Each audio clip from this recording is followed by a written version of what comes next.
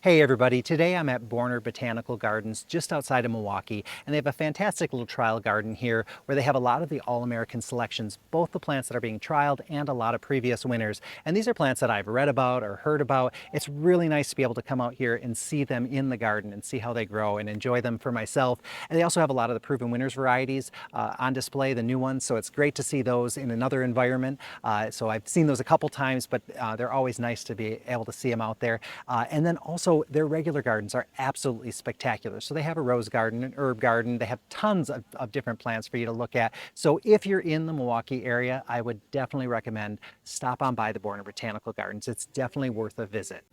Here in the All-American Selections area, there's some really great plants. So this is the Main Street Beale Street Coleus. You can recognize it right away because of that incredible red leaf that it has.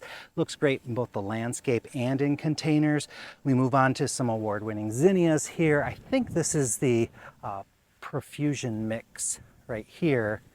And then we have a really great celosia. This is called New Look. And look at the flame red blooms on that. Let's see, I'm looking for a tag on these zinnias here. Just look at the color. That's a beautiful peachy type color, and then a nice yellow one there. I don't know what variety it is though. We have some of the Dianthus. They're called Charms Magic. What's this one here? So this is Sun Coral Candy Coleus. I haven't seen this one in action. Looks really quite nice. Some more celosia. Looks like it's just starting to get its blooms. And this one is called Prestige, I think, Scarlet. And then we have a, what's it called? The Runner Bean Black Knight. Look at the beautiful fruit on that. Really great.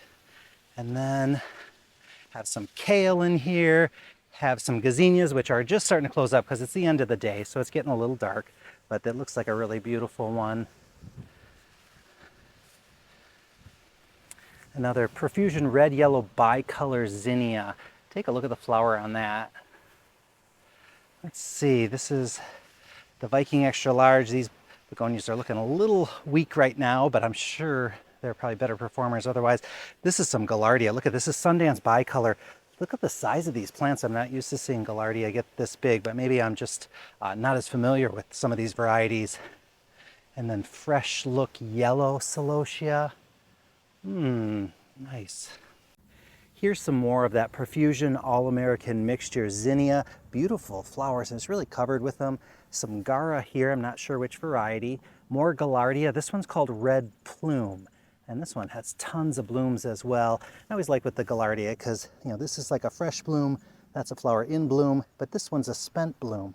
And so even the spent blooms are attractive. They eventually kind of turn brown and kind of fall away, but they're interesting.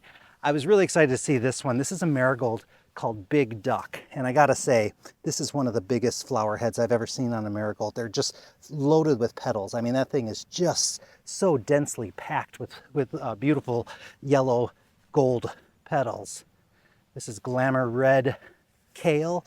So you can see it does have that nice purple center, a little more green on the outside.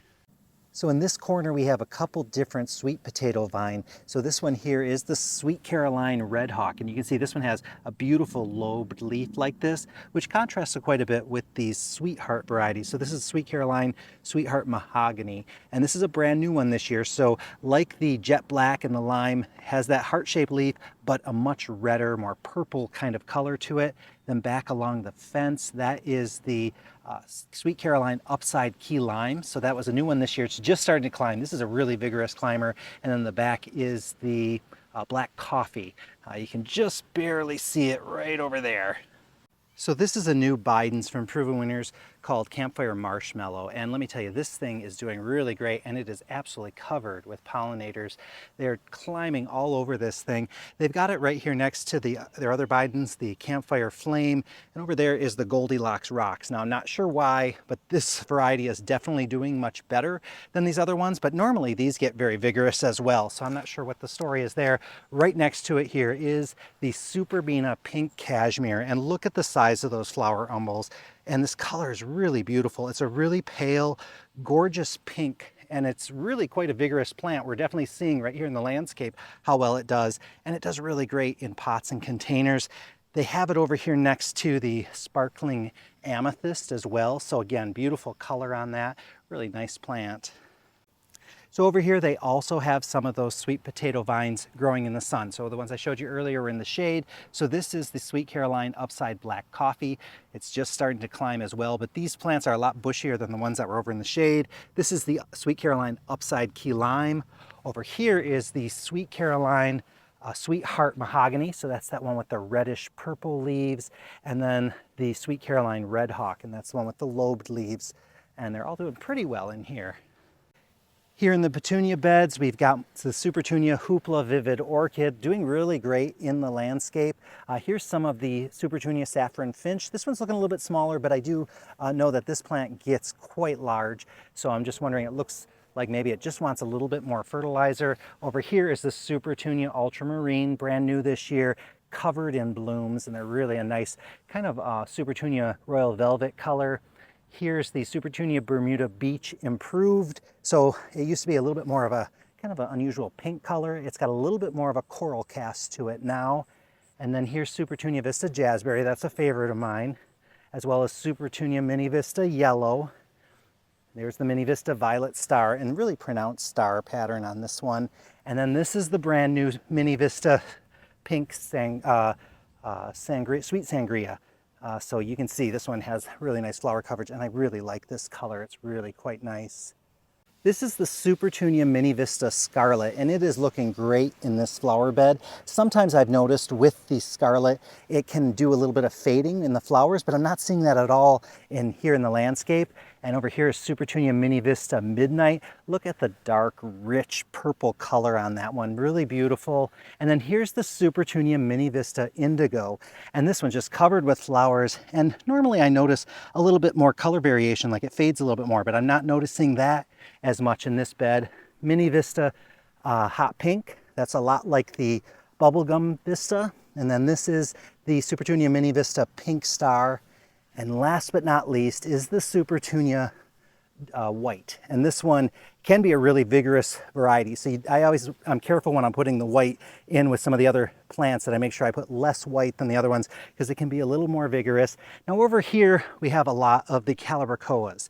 And this is a prime example of why we don't generally put Calibrachoa in the landscape. They are really sensitive to pH, so they tend to not do quite as well. So this is the Superbell's Double White. It's still flowering and still surviving, but don't judge these flowers based on what you see here today. This is the Double Amber. This is the Superbell's Double Redstone. Really beautiful flower on that one. That one's actually holding up pretty good, all things considered. This is the Double Vintage Coral. Again, don't judge these plants on what you see here today because they just would much rather be in a container because they're really meant for that. So if you wanted a smaller flowering plant for your landscape, I would always say go for your like your Supertunia Mini Vista or some of the other kind of petunias out there that are smaller, like the blanket petunias and like the Itzies and those kind. They're gonna give you that same effect, but they're going to do a lot better in the landscape. Hey everybody, thanks for coming along on this tour with me. Right now they have this Chinese lantern display going on. All those displays are made out of silk and wire and they're lit up at night. It's absolutely spectacular. So I would recommend stopping by and checking it out for yourself. They're on and through October at some point. So hope to see you guys all very soon in the next video.